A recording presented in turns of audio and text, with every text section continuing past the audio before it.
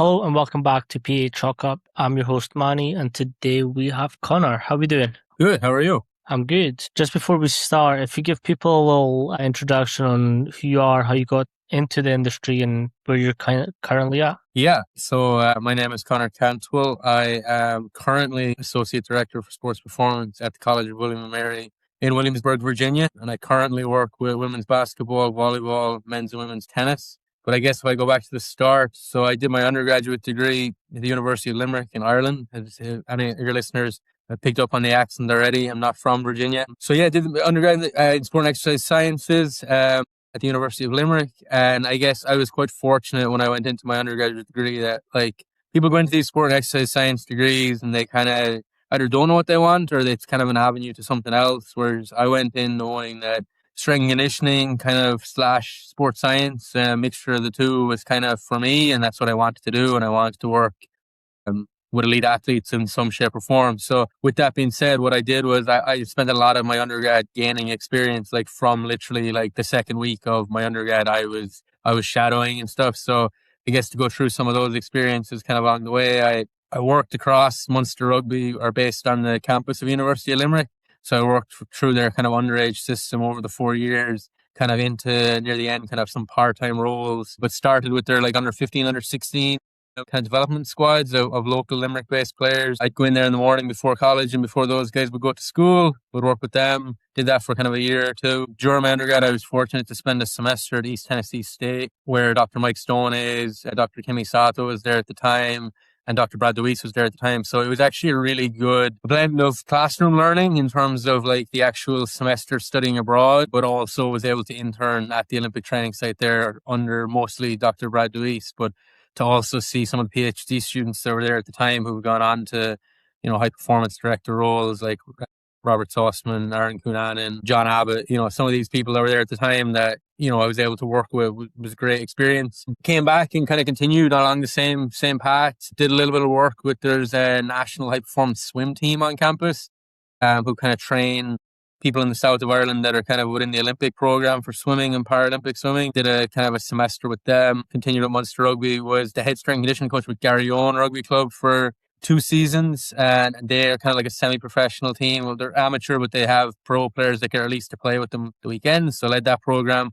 And that was kind of a nice blend of I would do that in the evenings and I was kind of running my own program. And then in the mornings, I would have internships / shadowing with Munster. And I did an 8-month internship towards the end of my undergrad with Munster Rugby, with the return to play kind of S&C side of things. So that was a good experience. And then got to the end of my undergrad, was kind of looking for what was next, whether I'd kind of try and get a job full-time within the Irish rugby system or within rugby in Ireland, but really wanted to do my master's degree. It was during COVID, so obviously everything was even harder with COVID, but graduate assistant position came up through Dr. Tim Suchenwell at Carroll University in Wisconsin. Had no idea where Wisconsin was at the time, but it was definitely marketed as a lot warmer of a place than I discovered it to be when I got there. But was there for 2 years. I guess the big selling point with the graduate assistant position was it was kind of a blend of research and coaching. So I was responsible for the strength and conditioning of both the men's and women's soccer team there for the 2 years I was there. I was kind of,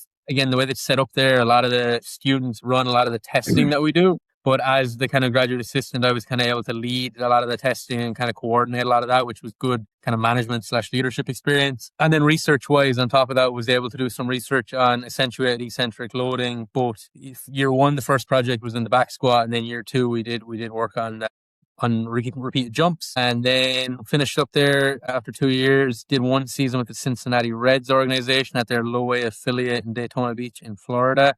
And that was to kind of bring it circle around through a connection with Aaron Cunanan, who had been at Tennessee State when I was there, because he's director of applied sports science at the Cincinnati Reds. So I was there for a season. That season ended, and I ended up going back to Wisconsin to take a job with the University of Wisconsin-Platteville, which is another Division III institution similar to Carroll University, there where I did my master's. Was there for about 18 months. And then in March 2025, I moved to Williamsburg, Virginia for the job I'm currently in. And that was a long kind of winded answer, but I don't know. I think I personally like hearing kind of people's stories up. So it's good to kind of... Here's a quick word from our sponsor, Team Builder.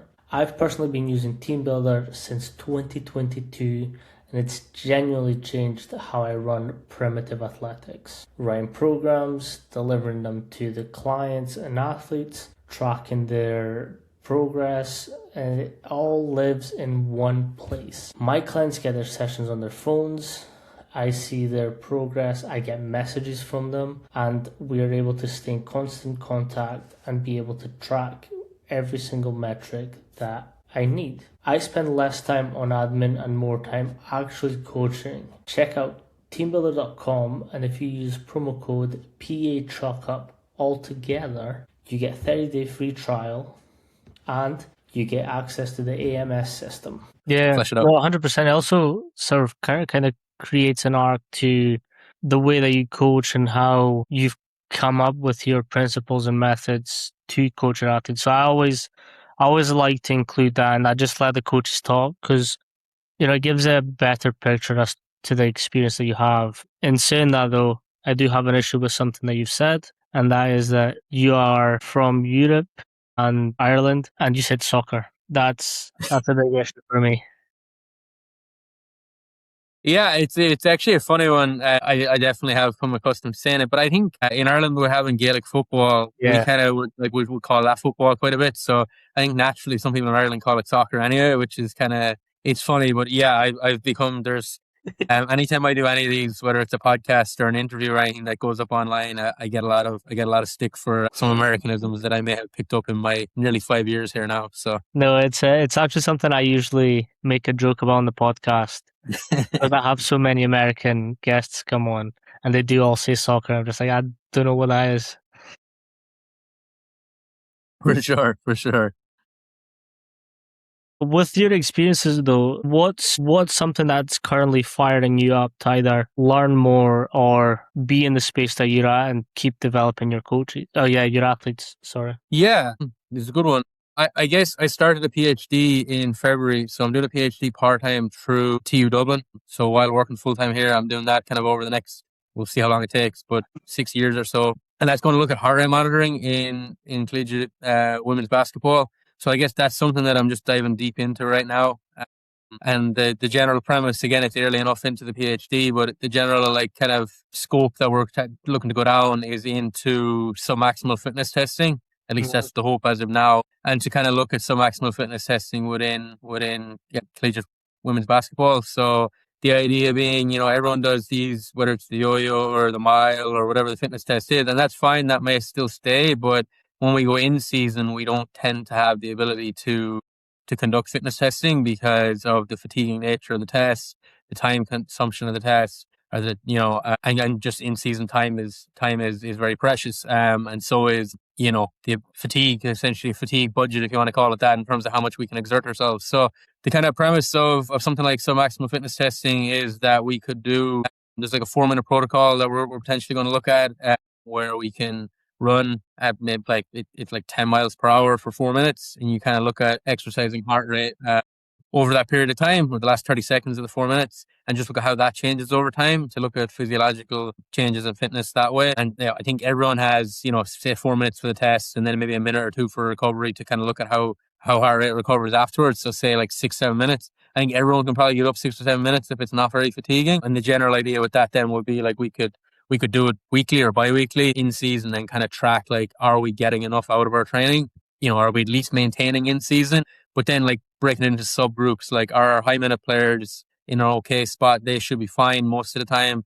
But how are our moderate players doing in terms of minutes? How are our low minute players doing? Like we're typically trying to top them up to keep them ready, but is that actually working? Like, are we keeping them in shape physiologically? And then it may lead down to some conversations around when we're in season with fixture congestion and stuff. Coaches are going to talk about, like, player might look like they're out of shape, but are they out of shape, or are they fatigued? And some numbers around that and some trends around that over time may kind of lead to more objective conversations. I think there's quite a few positive questions and points on this, but I'll start by telling a story that.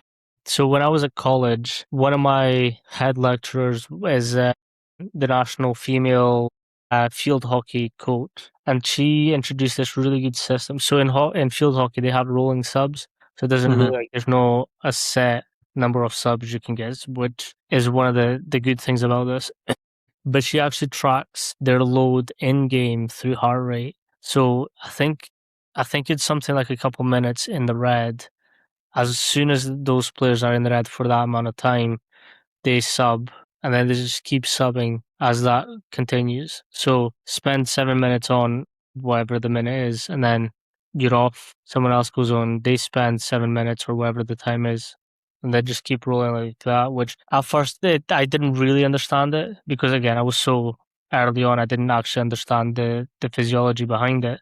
But the more I think about it now, it's like it's really clever that I mean, if you're in the red zone for a couple minutes, get subbed off, get to back down. That's also kind of working on your CV system in theory. So it was a 100%. really smart way of doing it.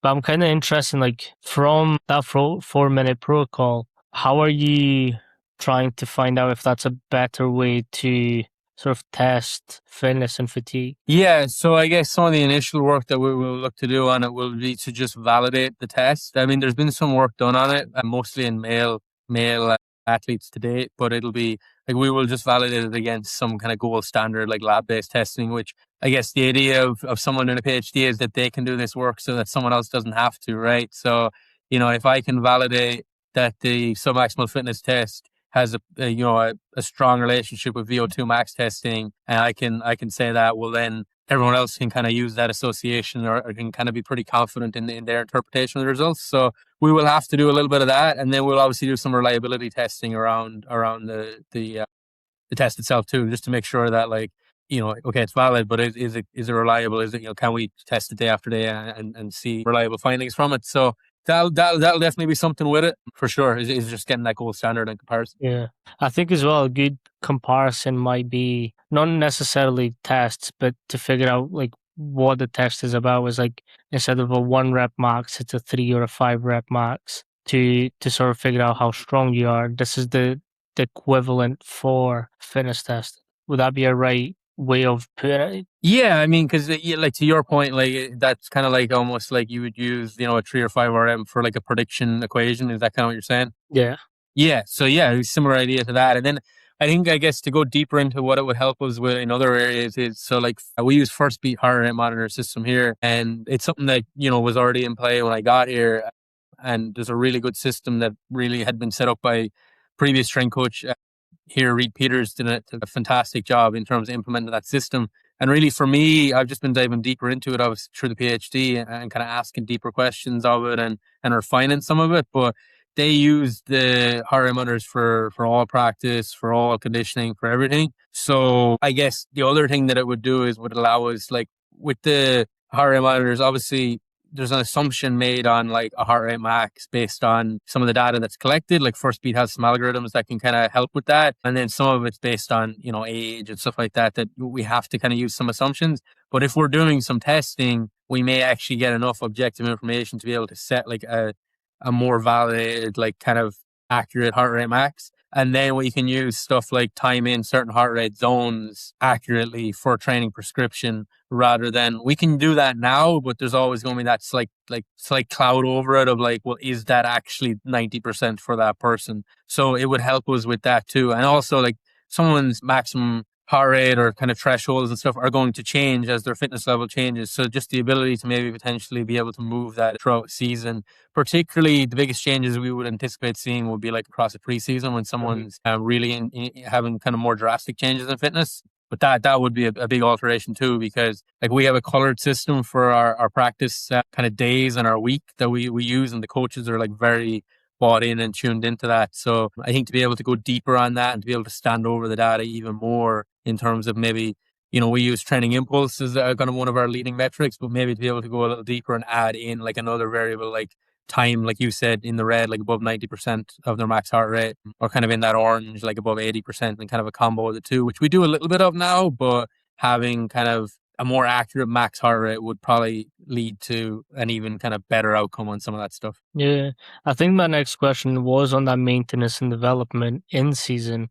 Like, obviously, as your season goes on, fatigue levels do start rising quickly. What's your goals sort of around, like, if someone is reaching that max fatigue levels, like, what are you planning, or I suppose you've not taken this in fact, but like if you start seeing that, what are some initial thoughts on how to protect the athletes a little bit more? Yeah, I guess we haven't seen it with submaximal stuff yet because a lot of this is just theoretical, right? But just in terms of what I am doing currently with the just general heart rate monitoring. So I guess we have our planned kind of weekly model with the, like I mentioned, like with the different color days in terms of intensity and duration. And I can go through that if you want. But I guess the biggest thing with internal training load with heart rate is it's how they're responding to the training. So like we're going to see a little bit of that. Like if the response on maybe one of the more like lighter or moderate days is getting us into kind of like a red day because they're just fatigued and like their heart rate is staying elevated through maybe like less work than we're used to, we kind of just alter the week. So we may need to kind of cut back on whether it be sometimes we'll, instead of like our red day is typically like a 2 hour practice and it has a certain trim target. Whereas we might go with like a 90-minute or even a 75-minute. As the season goes on too, we do a lot more of that and we kind of focus more on like for our harder days, just getting like density in our practice. So like, we're still like the practice is very high intensity. We're just reducing the volume on it. So we see that from an internal training load point of view, just in terms of like what they get through. And we know like we adapt to what we respond to as opposed to what's planned, right? So like the response is actually what the adaptation comes from. And then obviously we do jumping as well. Like we'll do counter movement jumps in the force plate once or twice a week throughout the entire season. So we'll see some neuromuscular changes in that, and kind of a combination of the two of them will lead to slight adjustments. Some of them maybe in the weight room in terms of pulling back a little bit. Or that hasn't happened a ton, to be quite honest. But just in terms of it hasn't been too bad. We've kind of done a good job of planning it and getting the response we anticipated, at least last season. But in terms of training intensity, yeah, we just change volume around or maybe move a day. If we were supposed to have a red day, we might move more of a learning kind of yellow day up ahead of that instead. Yeah. And with obviously the conditioning and maintenance and fitness being the key here, how are you looking at currently developing them preseason so that when they do get to their games, they're kind of like at this level where, the maintenance becomes really important? Yeah, for sure. I think this is a big thing. Like conditioning is something that, oh God, like we talk about it a bit here. I think everyone likes to like say they do conditioning and they do hard things, but I don't think they plan it out to like actually elicit like an adaptation. It's like, okay, like let's do something hard for an hour We'll not do it that's just again. hard, right? Like it's hard. It's a mixture or match of everything.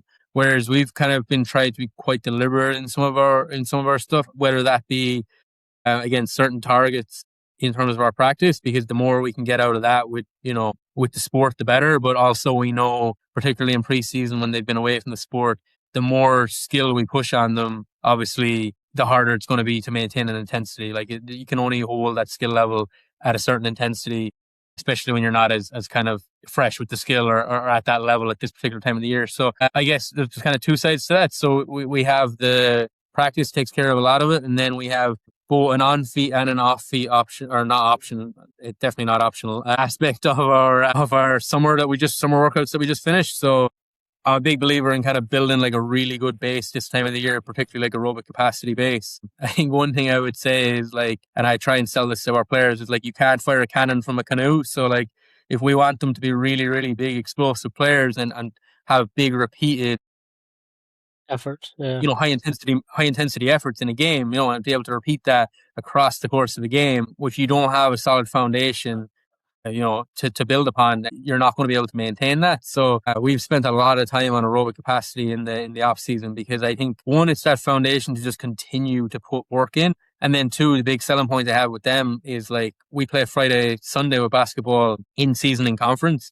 So like the ability to recover is also very much constrained by aerobic capacity too, and just our ability to turn that around. So that's been a big thing we've done. We've done in terms of our on feet, like every Friday morning during the summer, we did maximum aerobics, speed prescribed run. Now MAS kind of prescribed aerobic run on feet. We did that once a week on top of our obviously 4 days of practice. And then after one of our days of practice, we would have an off feet kind of bike / we got strength ergs recently. I don't know if you've seen them. They're kind of a newer piece of kit going around. Yeah. So that's kind of more of that peripheral fatigue that we've worked on for just general work capacity. So kind of aerobic capacity and then just general work capacity being built over the summer. I think once you have them in a good spot by, like, again, if we're talking basketball in this instance, like if you're in a good spot with them, season starts first week in November. If you have them pretty tuned in by like middle of September to late September, then we can kind of work on more like anaerobic output type work,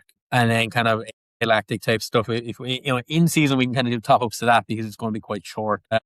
But yeah, that's kind of, I don't know if that answers your question, but Yeah, that's my but thoughts on it. today's episode is sponsored by Eccentric. You all know I'm a big fan of keeping training simple and effective, and flywheel training fits that perfectly. Now, I've been using Eccentric K-Box since 2021, and it's one piece of equipment, endless exercises, and resistance that adjusts to you automatically. However much effort you put in is what you get out. No guessing the weight, no loading plates, just move. And the flywheel matches your effort perfectly. Check out the K-Box or the K-Pulley at the link in the description.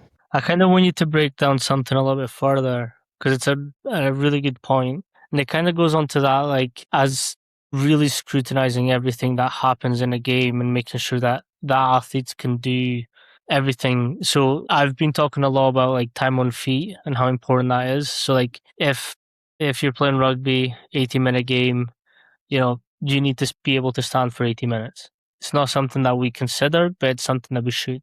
But you're kind of touching on peripheral fatigue and, internal fatigues. How are you identifying, internal versus peripheral? So like your limbs and, everything else that happens outside, while still making sure that they're getting tapped into both so that they can develop both during their preseason? Yeah, good question. Yeah. So I suppose with the internal, that's, I guess, what we're really working towards with the submaximal stuff more so than anything else. But for now, it's just a planned progression of like what you said in terms of time on feet. That's definitely one of the things that we're gradually progressing as we kind of move. So like for those not familiar with college basketball in particular, you have 8 hours of work that you can do in the summer period.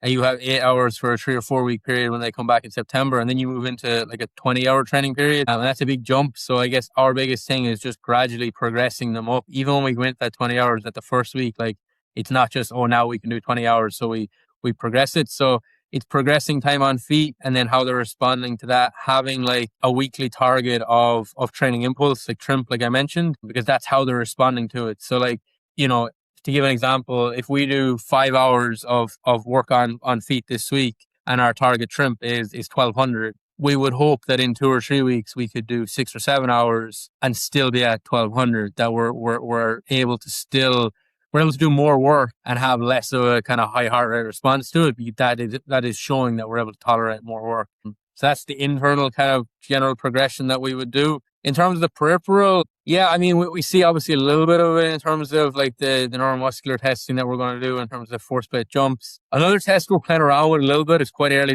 doors, is kind of looking at repeated efforts on the strength erg. So we did some initial testing in the summer, where we did 30 seconds on, 60 off on the leg press version of that to get as much work done as they could in the 30 seconds, allow them to recover. And then we did 3 efforts of that. And what we wanted to look at that was, 1, how much work could they get through in that 30-second period? But 2, for me, a big aspect of it with some of our players, it was the decay rate.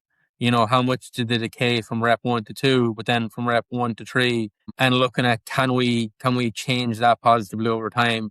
And I guess we're looking for 2 changes in that, right? We're looking to increase the ceiling in terms of like the amount of work they can get done in that period of time. And then if we can increase the ceiling and reduce the decay rate, we are in a fantastic spot. But if I can increase the ceiling, that alone, even as a start, would be great, because that's probably the most important part, is just how much work they can get through in 30 seconds. I think this is a good way as well. And because not a lot is being spoken about this, what kind of metrics are you looking at? So you've said your Ks and the time in between them. What other metrics? Because I know you could look at watts, you can look at other different metrics. What is currently important to you and why? In the peripheral fatigue? Yeah, in the concept strength. Yeah.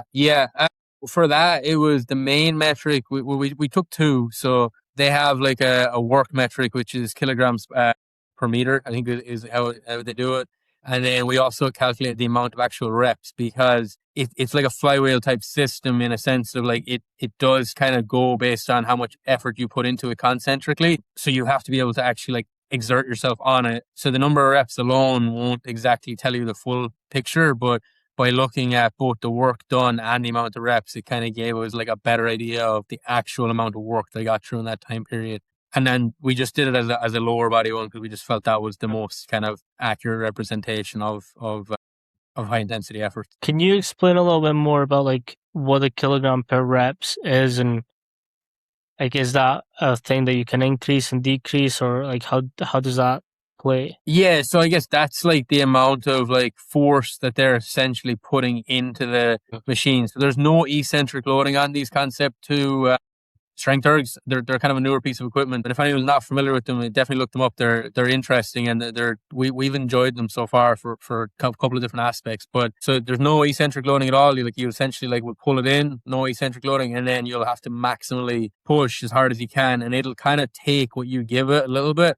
So that kilogram per meter is basically like how much you're exerting into it, and that's kind of giving us an idea of the amount of work that you're getting through in terms of over that kind of time period. And that's just how it measures it, is in kilograms per meter. What kind of metrics are you seeing from a progression standpoint on that? In terms of what other metrics might we look at? So with the kilograms, so the more effort you're putting through is how many kilograms per meter you're putting in. So the obvious adaptation is the better and fitter you are, the more you're able to push off. But then again, that also has that element of strength training. So the stronger you are, also the more push you can make from it. So this is me being a dweeb and wanting to know more. So like with the strength element and with this progression element, what kind of trends are you seeing in the kilograms per meter output? Yeah, I guess so. They do also show like the best rep, I think, of the 30 seconds or whatever. And we would see over time that obviously we would hope that their overall like highest output can go up.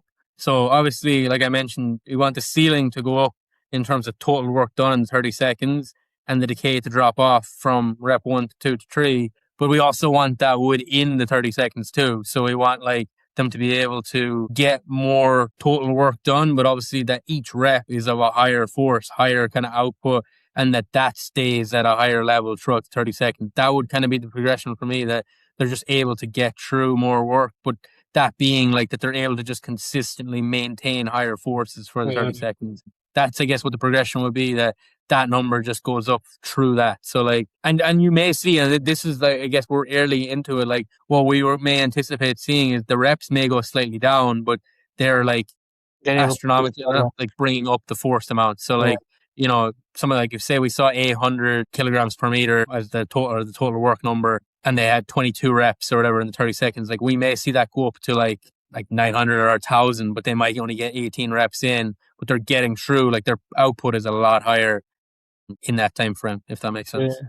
No, that's very interesting. Again, I have seen them, but I've never tried them. And I think until you're actually on it, like it's just a big puzzle for you. So For sure. I'm excited to see one in person because you can start playing about with it a lot more. Yeah, and for us, like they also offer from a like an RTP kind of perspective, when someone's out, there's 2 upper body options on them, and it's very hard to get like upper body like kind of cardio as such. But to be able to kind of give that as an option is good. It has like a chest press option and a row option that allows us to do some, to train maybe someone with a lower limitation that might be able to get some work capacity in upper body wise, rather than like last year.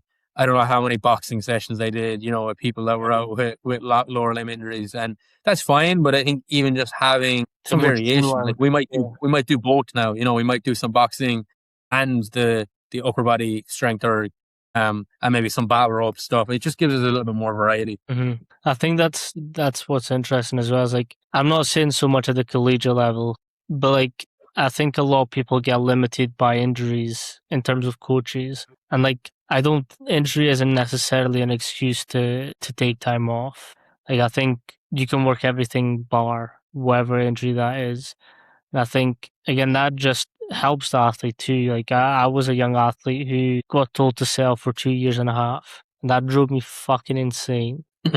So it's having that ability to now look at, okay, if you can't do the lower body or upper body, let's do the other end. And I think that's a really nice way to look at the conditioning as well, as like everyone can do it.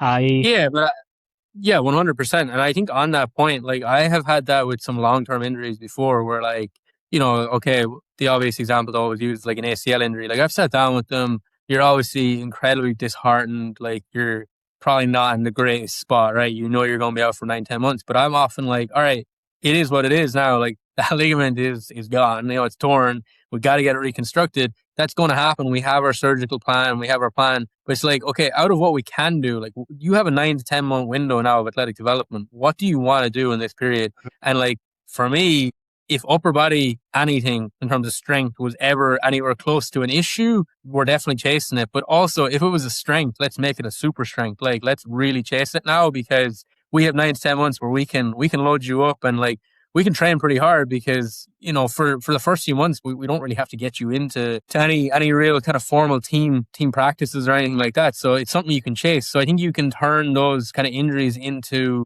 areas of growth and opportunity in other areas. And I think that's something people let pass them by. But God, I would see that as an opportunity to majorly enhance another quality, I think it's a lot of really chasing things that can make it better for afterwards as well. Like mitigation work might be the best time to do it then. Like, can we strengthen this area even though we know it's going to get surgery so that you can come back quicker?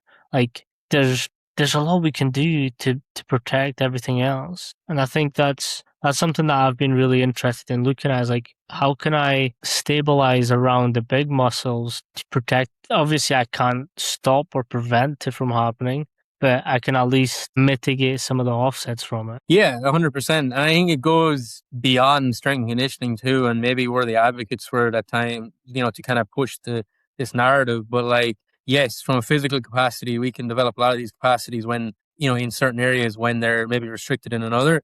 But also like, I think it's holistic. Like if you're out again with a long-term injury, there's no reason why when you can't practice, you're not sitting down with a coach once or twice a week and looking at film from when you were healthy and looking at your decision making and looking at, some of your technical mechanics, maybe that you're going to start building a plan for when you get back. I think it has to all be encompassing of like this kind of sequential progression of like, okay, I'm going to, again, like your general principles of periodization, right? Like simple to complex, high volume to high intensity.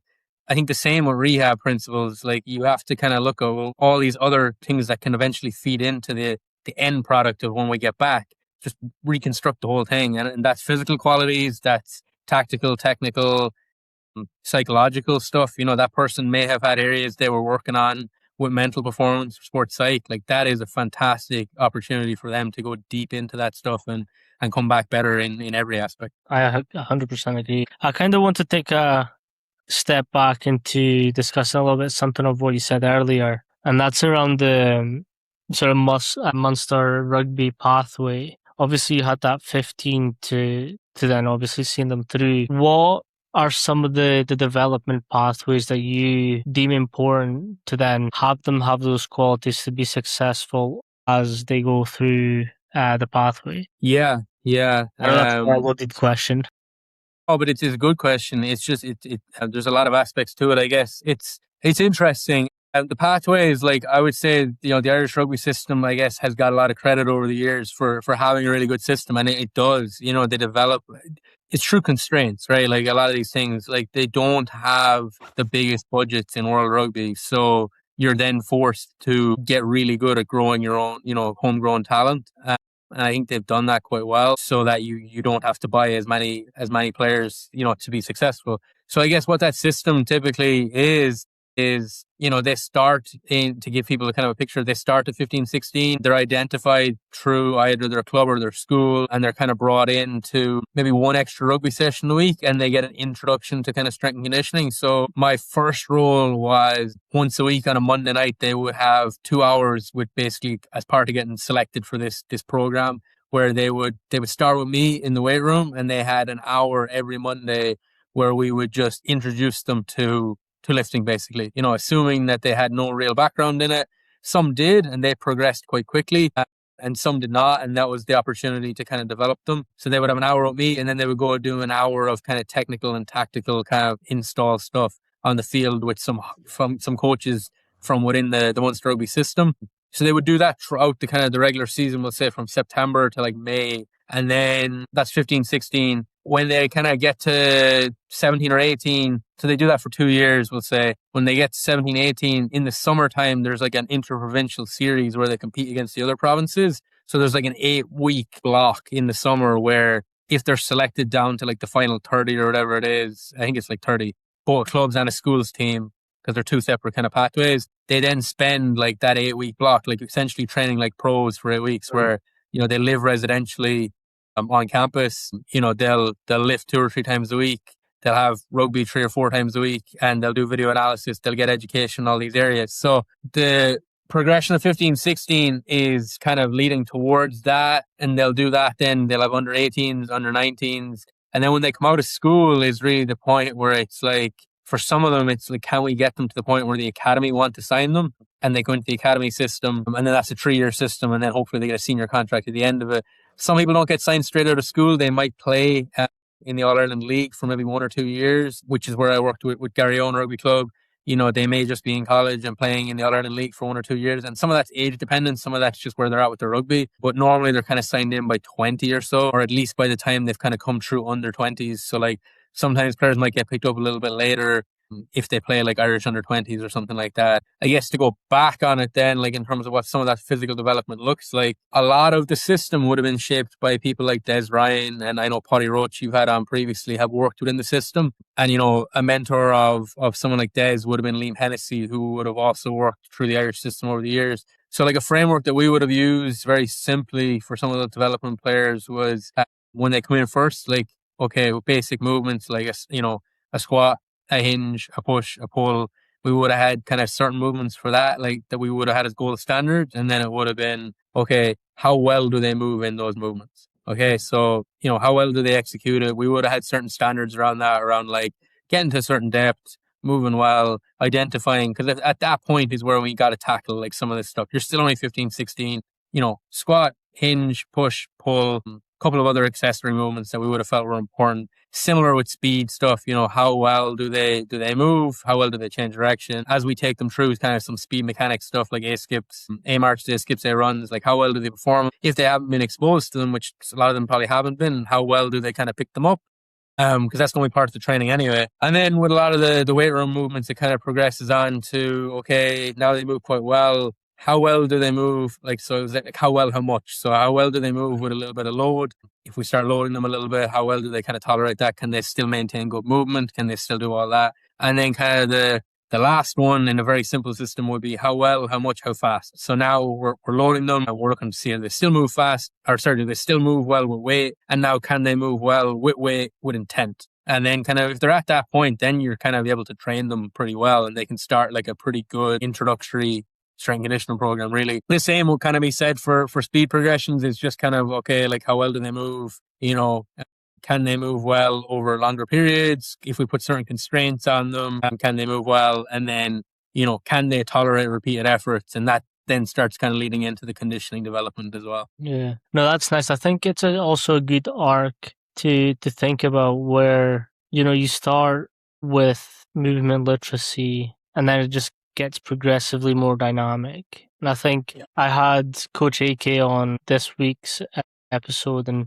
you know, she talks a lot about teaching technique through isometrics, but she also said like there's no replacing dynamic effort. Like you have to explore those end ranges of, you know, reactivity. And I think, again, I've mentioned this before, but I'm currently reading essentially the first writings of strength training. And I mean, Sandow wrote about dynamic effort in 1897. And like, for us to talk about dynamic effort now and, you know, essentially proving those hypotheses, I think that's a great way of looking at older readings. And it's essentially going from like theories to now like, no, this does actually work. 100%. And I think one thing to remember, like, again, this kind of might get some people fired up, but like when you look at the movement literacy stuff, that is the time in those examples where like you don't have to ever Olympic lift someone or do anything like that. But like that should be the goal with a 15, 16-year-old. It's like, let's try and get there. Do you know what I mean? And if we don't get there, like like everyone says, and I 100% agree, there is definitely other ways to develop power output. But why not, if we have someone in our system, equip them with the skills to at least do it? Because we don't know, like they may come into our system, they may end up not coming through our system and picked up by another club. And quite frankly, you're investing in these young players. You want them to be successful wherever they go, right? So again, you stand over them. You want this person to just have athletic skills and competencies that they can take no matter where they go. And I think for me, looking at it again, to take a step back, you also want them to be able to have those skills so that they can fit into whatever game plan or whatever game model whatever club they go to, because they might not be a good fit for, as you mentioned, like, okay, this example, Munster Rugby, because of the style of play or just the general type of player that Munster Rugby looks for, to use an example. But they may go and they may play with another Irish province who sees a lot more potential in them, potentially, like Connacht or someone like that, or Ulster or Leinster. It's through the eye of the lens that you see the person. But I think the more skills you can give them, especially when you're getting them so young. But I think the simple stuff works early on. Like I said, like I think it was Dan Baker had the saying of like, with general preparation, which is all like underage kind of development is, just like leave the brain advanced training methods at the door and just train them with simple exposures to good movement under load over time, with variations in volume and intensity. And for me, like a lot of the programming I would have done, and I keep some of this today, honestly, in terms of how I program, would be like essentially like a 12-week cycle of, broken into 3 blocks of 4. And it would be prep them with some volume, load them, and then peak them. And honestly, if they were kind of at an earlier stage, I would just remove that peak block from the end, that I would just repeat prep load. And that's not me that came up with that. That would have been something that other coaches would have done. But I see that now, even with a lot of developmental athletes. So if you just repeat that cycle for a year or two, they're going to be a pretty strong, robust athlete. You have to put in some variation in terms of how you achieve it. But as a general kind of system, prep, load, on repeat is going to serve you quite well, in my opinion. I think that's a good point as well. Like when we're talking about program building, it's not necessarily just keeping box squat every single week for the whole year.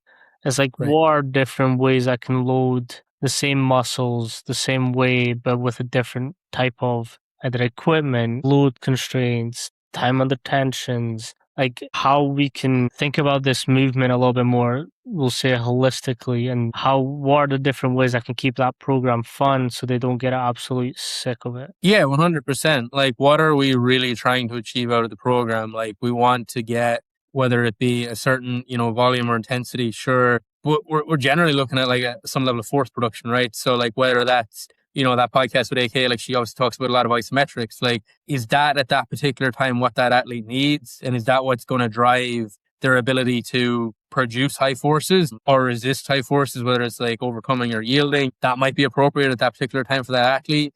I think it's also important. So again, taking a step back, like, so we're talking about the developmental athlete, and then when they get to me, they've been through a certain period of time. I think it's important to understand their context in terms of what they have been exposed to, and what they have not, in terms of, they may have had bad experiences, so we got to kind of work through certain things, or they may just not have a good training base in a certain area. So we have to be careful of what we do expose them to, or how we expose them to it may be good for them because they haven't experienced it, and it might be a quick win for us as long as we kind of introduce it appropriately. So yeah, I don't think we need to be set to any exercises. I mean, I see that a bit. I'm sure you see it a bit. I know I've heard it on some podcasts. Like, I think people are married to movements on Instagram or whatever, and they look great.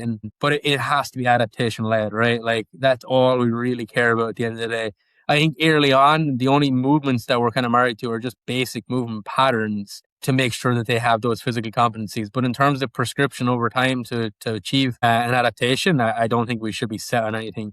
Like, to go back on the Olympic lift stuff, like if you get to a certain point with them and you can't like finish out, a clean, it's not going to be the end of the world. I think like I would have seen it in rugby. Sometimes it's hard to implement anyway because the catch, like some guys just don't like catching because you're coming in on a Monday and you're expected to do a heavy cleans and like your shoulders are sore from the weekend because you've been ran into and you've been running into other people and you're pretty beat up. But can we get you to the point where you can execute majority of that movement? And okay, maybe you don't do the full catch, but you can do like heavy clean pulls. Okay, well, that's going to be really good for our power development. And with a movement like that, we can implement a lot of different derivatives and stuff off the back of that too. So yeah, 100%. I mean, I think people are very good at overcomplicating simple things to make them feel like they're a step above someone else. And again, I think that's also one of the detriments to this industry is like because jobs can be so scarce, we have to convince people that we're that it factor. And I think if we just, agree that, we can all get athletes from point A to point B, and our methods look differently, but that's fine because, we get a success anyways. I think that would be an easier way for us to get what we deserve if we're always complaining about it. I had a conversation with Steph Grubbs, who is phenomenal coach. He's now at Houston. But in the very first episode we did together, we kind of ended up talking about like, how do we identify if we were successful as a coach? Not just, they won the season. Cool. That could be for a couple different factors. Like, how do we as S&C coaches determine if we were successful or not? Is it injury rates? Is it team morale, team camaraderie, team cohesion? Like, how are we identifying that we were successful or not? And I think, again, we were speaking about the strong act before, but like, I think that's something that can really help enforce this. It's like having that metric to say, yeah, our job was necessary for this reason. Yeah, 100%. That's the there's so much in that. But I think like one thing we've even looked at here a little bit is we do some periodic testing across all our teams, and we compare different time points and to see like, and not to catch anyone out, just to see like, are our programs effective? But it's looking at it deeper than just like, did it go up or down? It's like, well, did it react as anticipated, right? Like at that particular time point. And alongside like percentage change, like, okay, not to go too deep into it, but like statistically, like, was that change even meaningful? You know what I mean? Like, so whether it was like, some of the stuff I looked at was like, the effect size is like, okay, can we like actually say that, that 10% change in jump height, from the start of the fall to the end, was that like really a change that really made a difference to anything? Or was it just kind of a culmination of biological variation, measurement error, and all these things? Or can we say, no, there was like a moderate change there that should have elicited, change to performance? And again, that comes with deeper kind of diving into other metrics too. That's from an objective metric point of view. I guess the other thing that you're talking about is it goes beyond that as well, right? It's like, did the quality of our training just improve? Was that true the standard that you held in terms of your coaching? That's very important. Something that you could measure, but like it's harder to measure. Like, a big thing I always find with a lot of my athletes that I kind of drive on like, is intent. I don't think people train with enough intent on every single rep. And I think if you do, you notice a lot more from it. So did that message get through? Like that, intent on reps, like did we get better intent overall? Again, did our training quality go up? And then I think the last part that like, you kind of take this as far as you want, but like within the realm of holding our standard of training and having good quality training, hard training to, again, elicit the adaptations that we wanted. With all that said, alongside that, did the athletes enjoy it? I don't want them to just enjoy it and it's all fun and games and, we don't get anything out of it. But if we can have a tough training environment where people come in and they work hard, but they also enjoy it, I think that's the key. And that's hard to do.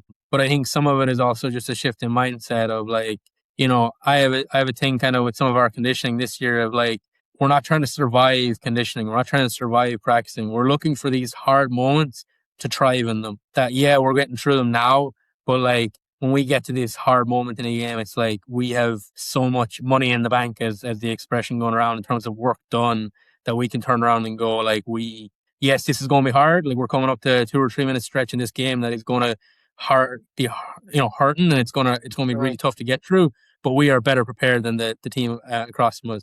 And whether you are not, believing that, I truly believe is going to get you better output in that moment, because that's important, right? Yeah, I think as well, it's like just knowing that is key, if that makes sense. Like there's a lot that we don't talk about. Yeah, for sure.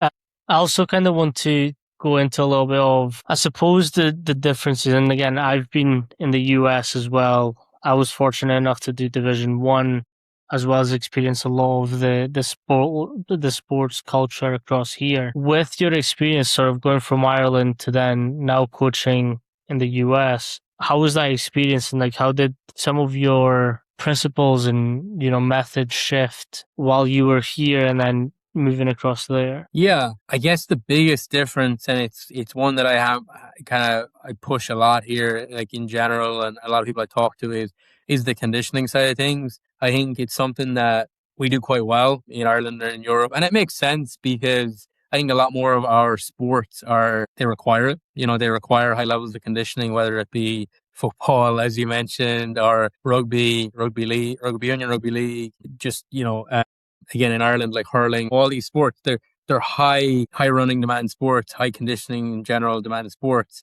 Whereas I think coming over here, seeing that a lot of it was just strength based was definitely a change. And it made sense for certain sports, but just seeing I don't know, I would be a big advocate, like I mentioned earlier, of I think no matter what the sport, like I mentioned, a lot of the stuff I mentioned with the aerobic conditioning was around basketball. I do similar for volleyball because I think that again, that underpinning of aerobic fitness just helps with general output and again with the recovery side of things. So I think conditioning was a big change in terms of what I saw. I think it's something we do quite well back home, and there are definitely people that do it well here. I don't want that to people do it well here. I think it's just something that as I talk to interns and to other coaches, they just don't experience the same kind of emphasis on conditioning, or they haven't had the same exposure or maybe education in it, and maybe don't feel as comfortable with conditioning, and that's very understandable.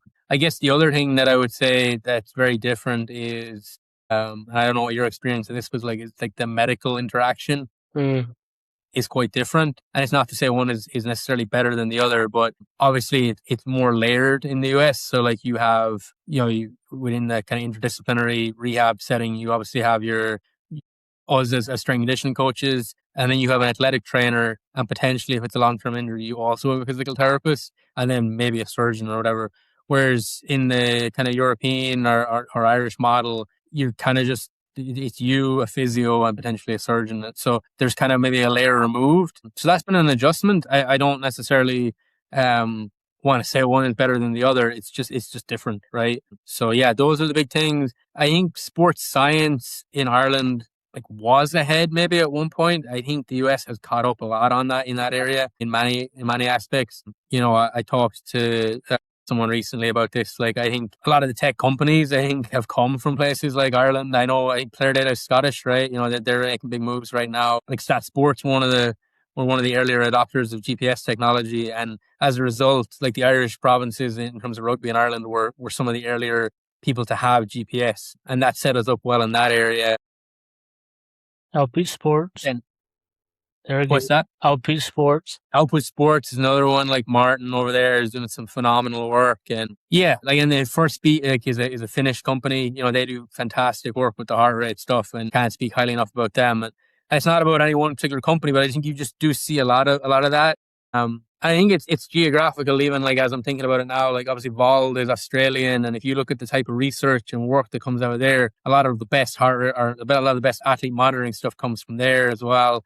I think a lot of the good conditioning stuff is European, but then a lot of the good strength power stuff is kind of, yes, it's a mix and a match, but a good portion of it has come from American places too. I think that's the thing that I've seen that they do, I'll say strength power development. But I definitely see more variety in how they tackle it here compared to maybe back home. And I think there's things that are used maybe here that rightly or wrongly wouldn't just, I don't want to say wouldn't be allowed, but maybe just wouldn't fly as well back home.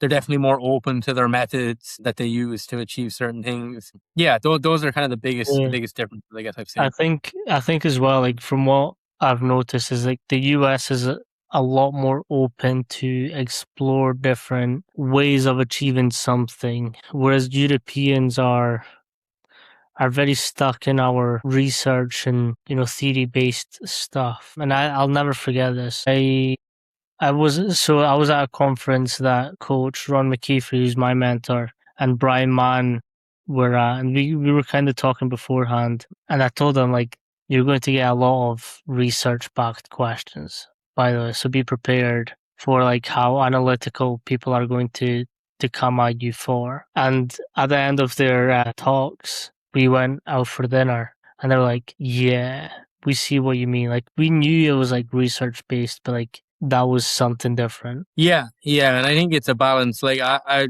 won't, I won't lie. Like that's probably my bias too, in terms of just, I guess, the education I came up through, and kind of like, I have published research, and I'm a big advocate of it. But I think there is a balance. Like, I would describe my coaching philosophy as kind of encapsulating, like, okay, general scientific principles, definitely like more specific kind of evidence-based scenarios around sport and around athletes. But then I think the last important piece has to be like, okay, your general coaching experience / coaching kind of observations and environmental kind of context and considerations. I think that third piece is just as important as the other two, right? They have to exist together.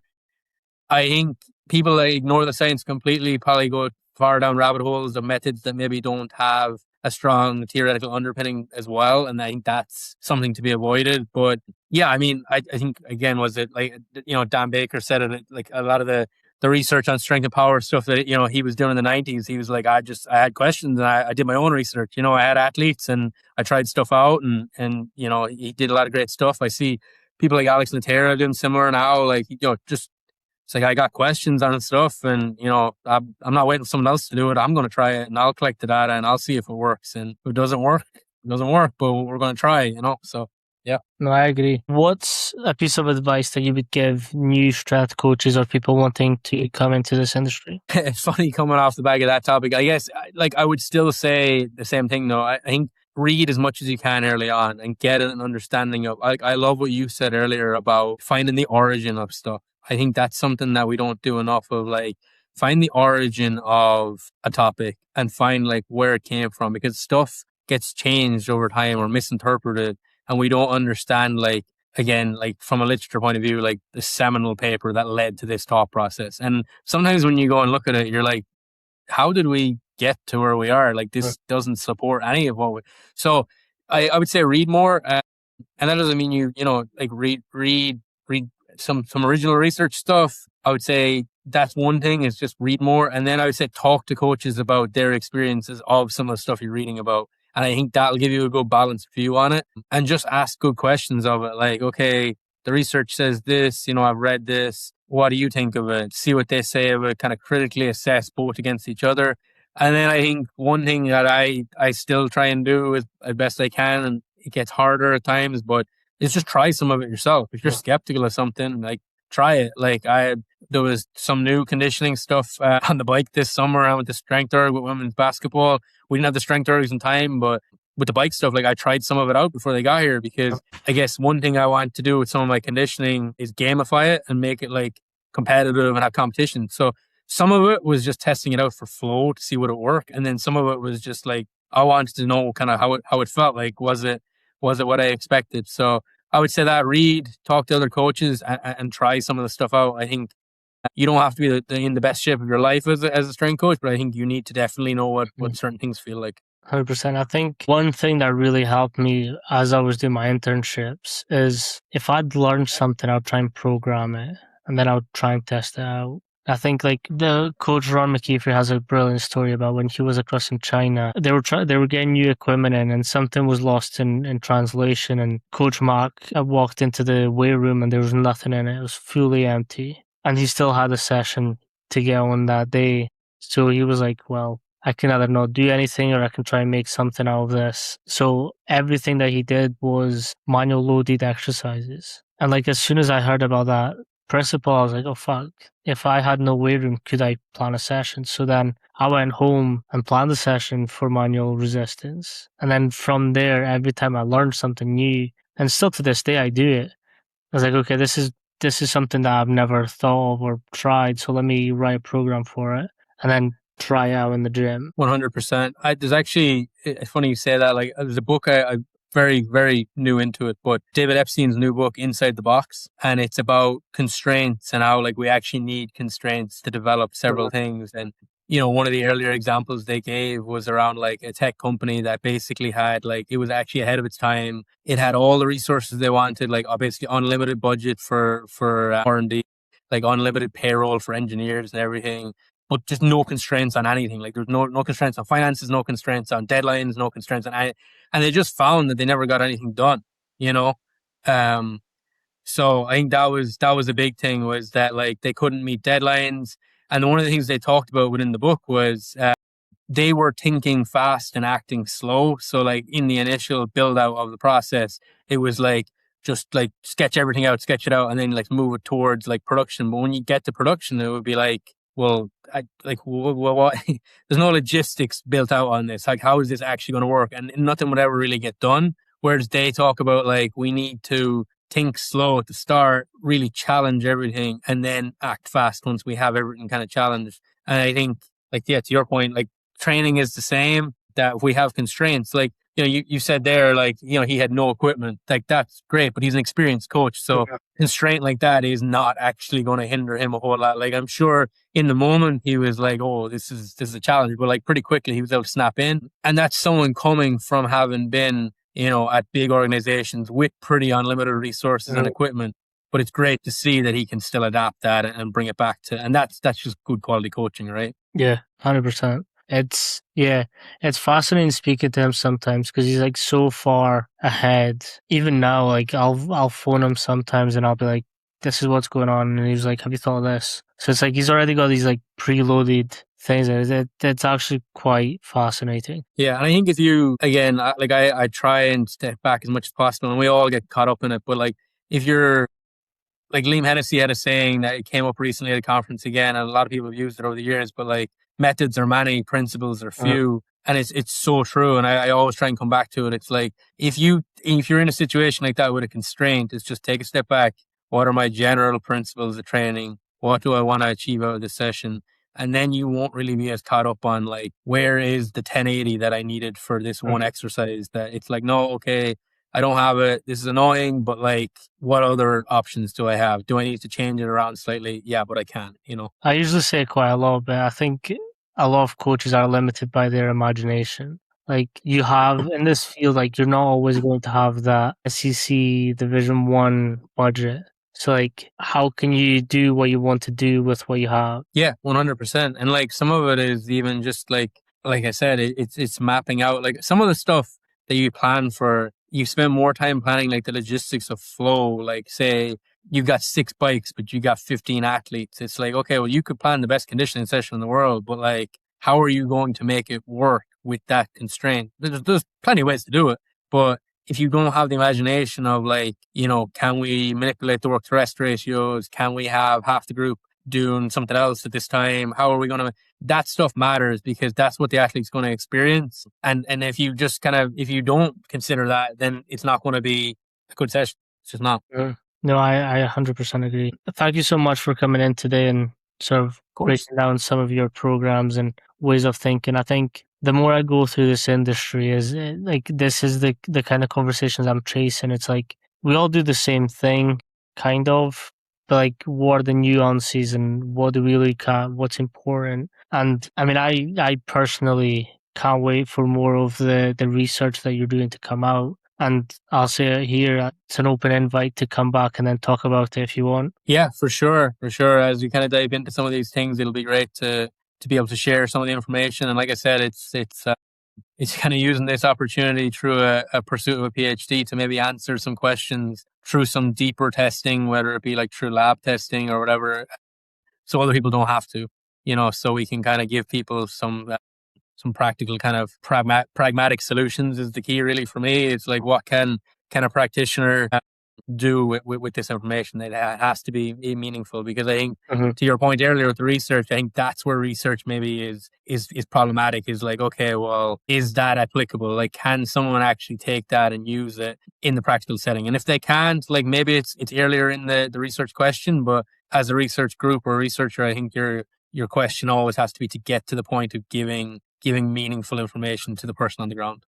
It's something that, again, it's a mutual of ours. Tim Sukumel, that's something that me and him really connected on. And, him being who he is, and at the time, like, we came in contact 3 years ago when I think the podcast had a year. Yeah, had just been out for a year or maybe less. And the first thing I spoke about to him is like, yeah, I don't read much research if it's not practical. And, that's kind of something I really enjoyed about his research. And like me and him now talk about research that's coming out and, what he's working on. And it's like, there's always that link to the practical. Like, and I've told him, and I was honest about this, like, I do not read research papers unless the methods section is practical. Like, that's the first thing I go to. I'll read the methods first. If it's not practical, I'm not touching that paper. Yeah, 100%. And that's some of the stuff with like, again, you have to answer some early questions like of certain assumptions, but like with some of the accentuated eccentric loading stuff that we did, it was like, there was some earlier questions that needed to be answered around like some loading and looking at different things. But at the end of the day, like one of the papers we looked at, like that I published recently, was around AEL in the back squat across multiple sets. And the question was very simply like, can it be done over multiple sets? Can we maintain that force production over multiple sets? And what does the force time kind of characteristics look like across multiple sets? Like, do they majorly change? Can we hold it? And then again, deeper questions then start coming with like, okay, we see that you can. The answer is you can hold it across multiple sets. Can stronger individuals tolerate it better, or is it the same? That would be a commonly held belief with AEL, is that stronger athletes, AEL is better for them. And it is. That's just, it's trying to find these answers. So like a coach reading those papers can take away like, okay, this is what they did. We did 2 different loading types. 100% on the way down, 80% on the way up. We did 100% on the way down, 60% on the way up.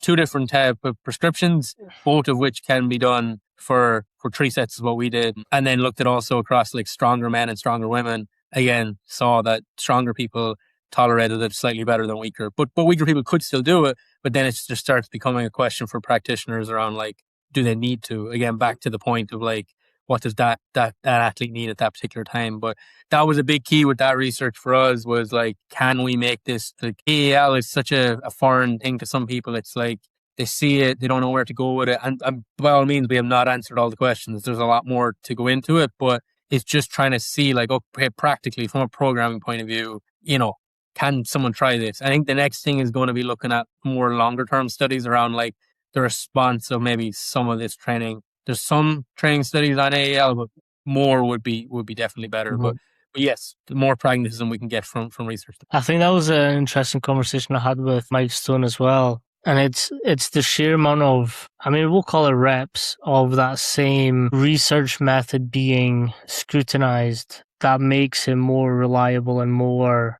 usable. Like, you need to be able to, like, it needs to stand the test of time. Yeah, 100%. Like a good researcher's job is to consistently challenge commonly held beliefs, right? You go in with certain kind of foundations of what we currently believe. And I guess that's what the hypothesis is, right? Like, it's trying to, guess for all intents and purposes based on what we know, what the outcome will be. But not all hypotheses are confirmed, right?